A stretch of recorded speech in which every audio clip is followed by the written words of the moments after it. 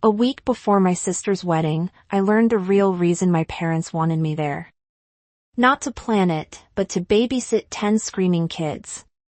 The same wedding I designed, decorated, and paid deposits for. I stood frozen in the hallway as Arthur, Dad, said, "It'll save us money. Eleanor doesn't have much going on anyway." Caroline, Mom, laughed. My sister Beatrice agreed. Their words burned through me like acid, but I smiled because right then I decided to give them exactly what they thought I was, someone invisible. And when the wedding day came, they finally noticed the one person missing. People always said our family looked perfect from the outside, Sunday dinners, matching sweaters at Christmas, polite smiles in every photo. What they didn't see was who cooked those dinners, who organized those holidays, who made the smiles possible. That was always me, Eleanor, the dependable one, the fixer, the quiet sister who handled everything so nobody else had to lift a finger. When Beatrice got engaged, I didn't hesitate. I offered to plan her wedding as my gift. No fee, no conditions. I spent months sketching table layouts, testing color palettes, comparing florals, and tasting menus. Every night, my living room turned into a studio, fabric swatches, sample candles, lists of vendors. My parents bragged to their friends about our daughter, the event designer, but they never once offered to help. They just assumed I would handle it because I always did. Still, I told myself it was love. Family love, the kind that expects nothing in return. I wanted the day to be perfect for Beatrice. She was the golden child, carefree, adored, and used to getting her way. I'd grown up cleaning her messes, covering for her missed curfews, her broken promises.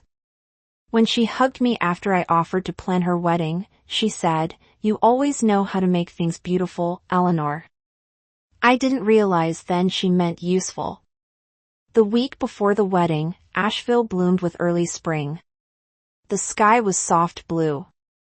The air smelled like rain and lilacs. I drove across town every morning coordinating deliveries at the park venue. I didn't mind the work. It was exhausting, but satisfying, until that night. I came home early and heard them in the living room. My father, Arthur's, voice was calm, practical, like he was discussing the weather. "No need to hire a sitter. Eleanor can handle the kids." I remember the sound of my mother, Caroline's, agreement, the soft chime of her laugh. Beatrice's voice followed, bright and careless. "Yeah, she's good with kids. She won't mind." They had planned it all. 12 kids from family, friends, cousins, co-workers. A whole daycare disguised as a wedding reception. I leaned against the wall, heart pounding, hearing my own name tossed around like it belonged to a service, not a person. I wanted to walk in to confront them, but I didn't. Instead, I crept upstairs, opened my wedding binder, and stared at every note I'd written in neat cursive, color codes, timelines, vendor deposits paid under my name. For the first time, all that order looked like a cage. That night, something shifted. I realized I wasn't their daughter. I was their free labor. And I knew before the sun rose that this wedding would not go the way they imagined. I didn't sleep that night. I lay there staring at the ceiling fan, its blade slicing through the dark, each turn cutting deeper into my thoughts. Every sound from downstairs, the hum of the fridge, the clink of dishes, reminded me I was in a house that took and never gave. By morning, I wasn't angry anymore. I was empty. It was the kind of numb that comes after years of being told you should be grateful. I made coffee, answered a few client emails, pretending everything was normal. But in the quiet between sips, I replayed their words. She doesn't have much going on anyway. They didn't just underestimate me. They erased me. That afternoon, I drove downtown to meet Sophie, my best friend since college, at a cafe called Copper Cup. It smelled like espresso and rain-soaked pavement. Sophie walked in late, her curly hair damp, laptop tucked under her arm. One look at my face and she didn't even bother sitting down before asking who did what. I told her everything, how I'd spent months planning Beatrice's dream wedding, how my parents had just volunteered me to babysit a dozen kids like it was part of the package. Sophie's expression shifted from disbelief to disgust. "They said that?" she asked, word for word. She leaned back, arms crossed. "Eleanor, that's not family. That's free labor." I laughed softly, bitterly. "Yeah, but that's how it's always been. I'm the fixer." Her voice sharpened. "Then stop fixing.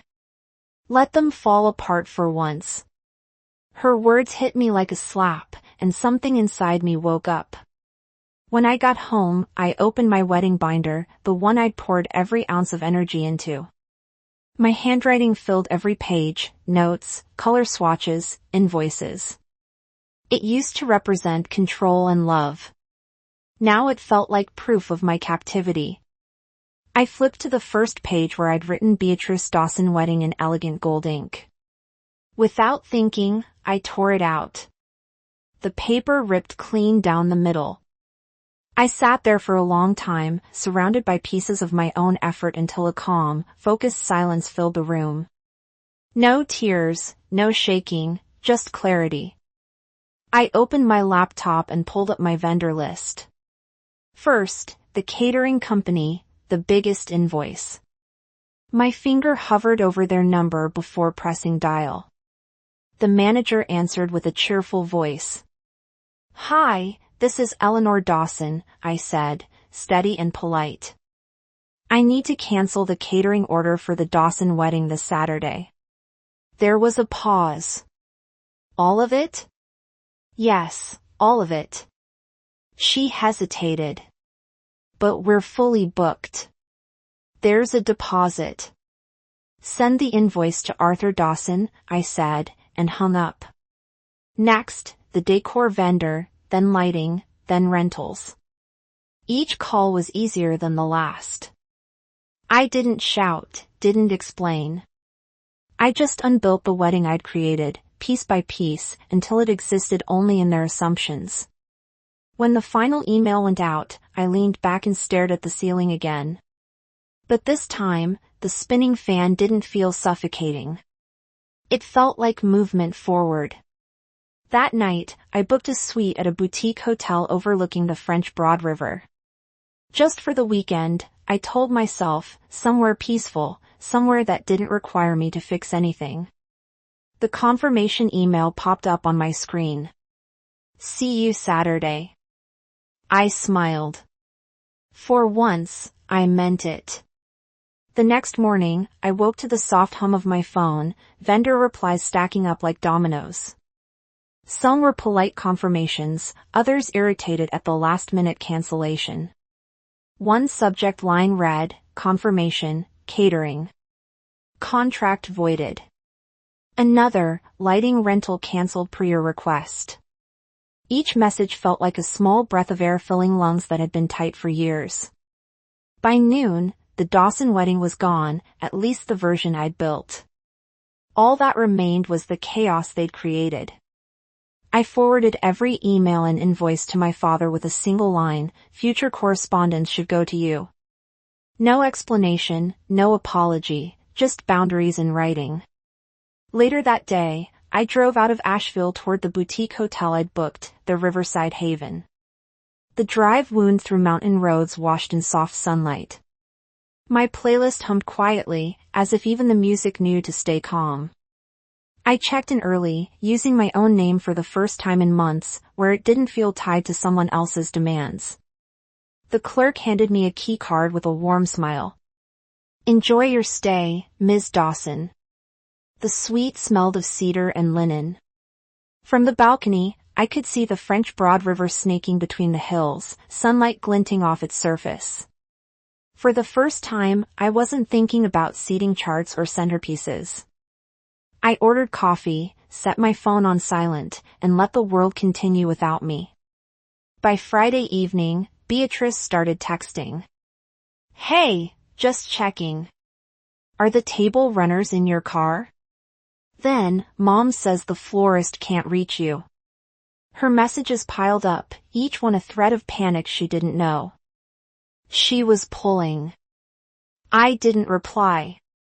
Instead, I ran a bath, poured myself a glass of wine, and opened my laptop, not to fix anything, but to start something new. A blank document, a logo idea, Dawson Designs. Not their name anymore, mine. The night before the wedding, I sat on the balcony wrapped in a robe, watching the city lights flicker below. My phone buzzed again. "Arthur, this time." "Eleanor, we need you at the park by 7 a.m. No excuses." I typed one reply, "I won't be there." Then I turned the phone face down and left it on the table. It was quiet after that, the kind of quiet that felt earned. I thought about all the times I'd driven across town to rescue someone else's crisis. All the years I'd believed that being useful meant being loved. Now I knew better. When I finally went to bed, the sky outside had turned deep blue. Somewhere across town, they were still preparing for a wedding that no longer existed. And I slept better than I had in years. Saturday morning arrived bright and sharp. The kind of spring day every bride dreams of: blue sky, warm sun, a breeze light enough to make the flowers dance. But across town, that dream was unraveling thread by thread. I woke to sunlight spilling across the white sheets of my hotel bed, the smell of fresh coffee filling the room. I stretched slowly. No alarms, no rush, no obligations. For the first time in years, the morning was mine. I slipped into a robe and stepped onto the balcony overlooking the French Broad River. The water glittered. The city murmured below, and I let the calm soak into me. Then my phone started buzzing. Once, twice, then non-stop calls, texts, voicemails. I didn't need to look to know who it was. The first message flashed across the screen. "Beatrice, where are you? The caterers aren't here." I smiled. The coffee was still warm in my hand when the second message came. "Caroline, Eleanor, please answer. Something's gone wrong." Then, "Arthur, get to the park now." I set the phone down and took another sip. The taste of roasted beans and quiet satisfaction. The phone rang again. Beatrice, this time persistent as ever. I let it buzz until the ringtone looped twice, then answered just to hear the panic. Her voice came out high, cracked with desperation. "Eleanor, where are you? The tables are bare. The food's not coming, and there are kids. So many kids running around. No one knows what to do." I leaned against the balcony railing, eyes on the river. "Sounds like a mess, B." "This isn't funny," she snapped. "You were supposed to be here. We can't fix this without you." "Funny," I said softly. "That's exactly what you said about me a week ago, that you could handle everything." Her breath hitched. "You can't just walk away. It's my wedding." "And it was my work," I said. "But you didn't seem to care about that." There was a long silence broken only by distant shouting on her end, someone yelling about napkins, a child crying, maybe a guest arguing. I could picture it perfectly, the chaos blooming where my order used to be. Then Beatrice's voice cracked again. "Just please, Eleanor. I'm begging you." I let the moment hang just long enough for her to taste it. Then I laughed, quiet, almost kind. "Don't wait for me," I said, "and don't wait for the buffet." She gasped, and before she could respond, I hung up. The phone vibrated again immediately, but I let it ring until it went silent. For the next hour, I didn't check it once. I read a magazine, ordered room service, and took my time with breakfast. The world outside could spin however it wanted. I wasn't part of that storm anymore. By noon, the messages poured in. Sophie texted first. "Are you seeing what's happening online?" Followed by a photo, a candid from a guest's Instagram story. Rows of empty tables, wilted flowers, and a group of restless kids tearing through the park in formal clothes. The caption read, "When your planner quits on the wedding day, #chaos." I laughed out loud, not cruelly, just in disbelief at how poetic it all was. Then another text came from Diana, one of my mother's friends. "Eleanor, I don't blame you one bit. They took advantage for too long. Everyone's talking. Arthur's furious. Beatrice's crying. Caroline is pretending she's sick. Total disaster." I set the phone aside and let the satisfaction sink in. Not as vengeance, but as balance restored. By mid-afternoon, I went down to the spa for a massage I'd booked days earlier. The music was soft, the lights dim. As the therapist pressed gentle circles into my shoulders, I thought of every time I'd sacrificed my peace for theirs. Every favor, every could you just that had stolen another piece of me, it was all gone now. When I came back to my room, my phone had 27 missed calls. Arthur had left a voicemail, his voice heavy with fury and pride, swallowed by panic. "Eleanor, you've made your point. Come clean this up. You're embarrassing us." I deleted it without listening to the rest. Evening came and I stepped out onto the balcony again. From here, the city looked golden, the sun dipping behind the hills. I ordered a cocktail, the kind I'd always said was too expensive for me, and watched as the lights of downtown flickered on. Somewhere across Asheville, my family was still scrambling to put out a fire they'd started themselves. The next day, my inbox filled with aftermath. Diana again, sending updates like news dispatches. They hired a last-minute catering service, sandwich trays for 150 people. Cost them $3,000. Another, half the guests left early. People are calling it the most awkward wedding in town. I scrolled through each message, slowly absorbing the wreckage. Then came one from my cousin Thomas, who'd been there. "You were right to walk away," he wrote. "Uncle Arthur tried to blame you, but everyone saw through it.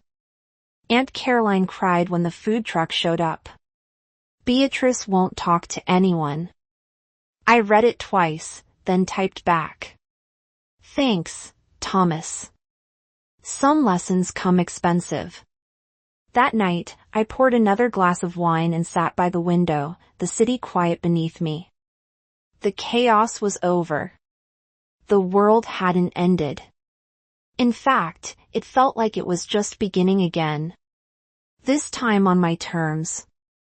When the phone rang once more, I almost didn't answer, but curiosity won. It was Beatrice. Her voice was smaller now, stripped of the usual confidence. "Eleanor, I just wanted to say I'm sorry. I didn't mean to make you feel used." I let her words hang. There was a time I would have filled that silence for her, softened it, forgiven her before she even asked. But not this time. "You didn't make me feel used, Beatrice," I said quietly. "You made me realize I was." She didn't reply. I heard a shaky breath, then a whisper. "We'll never fix this, will we?" "You never fixed it before," I said. "So why start now?" And with that, I ended the call. Outside, the last light of the day broke across the river like gold glass. I raised my glass to it and whispered, almost to myself, to boundaries. 2 days later, I drove back home. The air felt lighter, the kind that follows a storm finally spent. My house was quiet. No voicemails, no texts, just peace. On the kitchen table, sunlight spilled over my laptop, still open to my new project folder, Dawson Designs. My first independent clients had already replied to my proposals with yes. Then came a message from Penelope. I was at the wedding, she wrote. They deserved every bit of it. You did the right thing. Her words landed soft but steady, like a hand on my shoulder. I opened social media out of curiosity. Photos from the wedding were everywhere. Empty tables, kids in stained suits, guests leaving before the cake was cut. The caption said, enough disaster. Mismanaged. No food. None of them mentioned my name. For once, the chaos didn't belong to me. That night, I poured tea and stood by the window watching the streetlights blink on. Somewhere across town, my parents were probably arguing about who to blame. Beatrice was likely crying into her untouched wedding album. I didn't feel guilt. I felt clarity. Sometimes the only way to fix what's broken is to stop fixing it. A week later, I stood in my new office. Downtown. Sunlight spilling through big glass windows, sketches pinned on the wall, my name printed on the door. Eleanor Dawson, event designer. My phone buzzed with a text from Sophie. Told you they'd learned the hard way. I smiled, sipping my coffee. Maybe they finally did. Family doesn't mean servitude. Sometimes walking away is the loudest way to say enough.